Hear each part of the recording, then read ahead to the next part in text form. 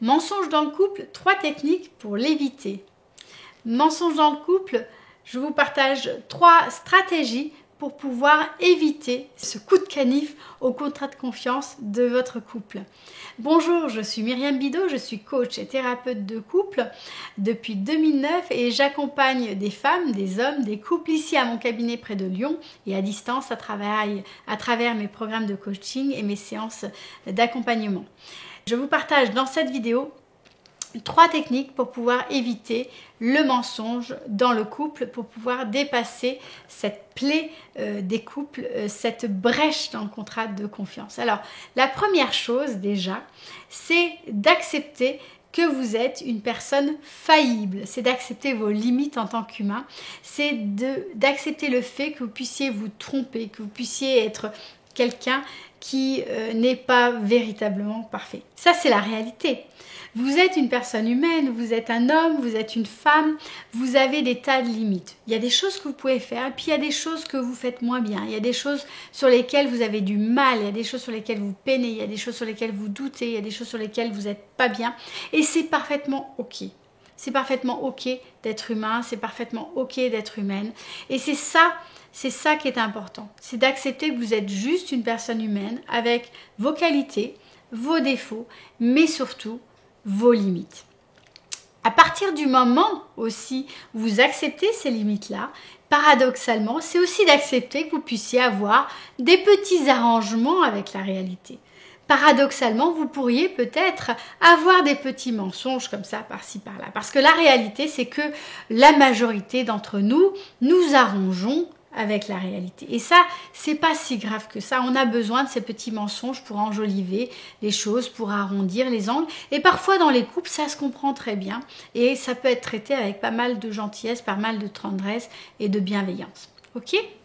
La deuxième chose que j'ai envie de partager, la deuxième technique pour éviter le mensonge dans le couple, c'est de relâcher la pression. Relâcher la pression sur soi, surtout déjà pour commencer, et puis de relâcher la pression sur l'autre.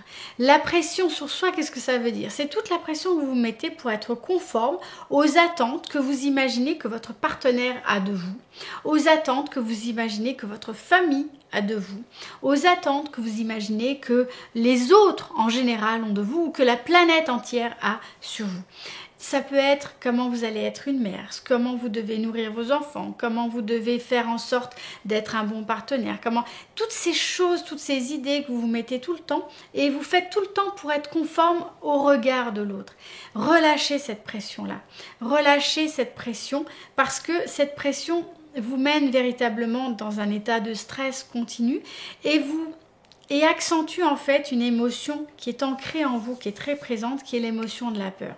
Cette émotion de peur, elle va nécessairement vous pousser à prendre des décisions qui sont souvent délétères pour votre couple, pour votre relation et notamment parfois à mentir.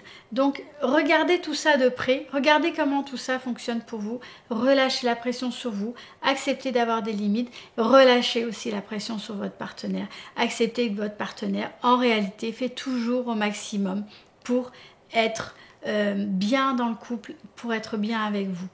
Même s'il le fait, même si ce qu'il fait n'est pas conforme à vos attentes. Et c'est ça aussi qui est difficile.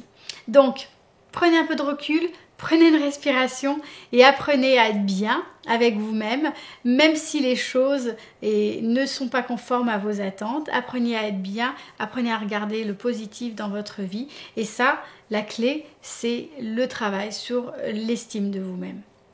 Dernière technique pour être bien et pour pouvoir éviter le mensonge dans votre relation de couple, c'est de comprendre vraiment profondément que le mensonge va toujours être délétère pour la relation, bien entendu, mais la première victime du mensonge, c'est vous-même.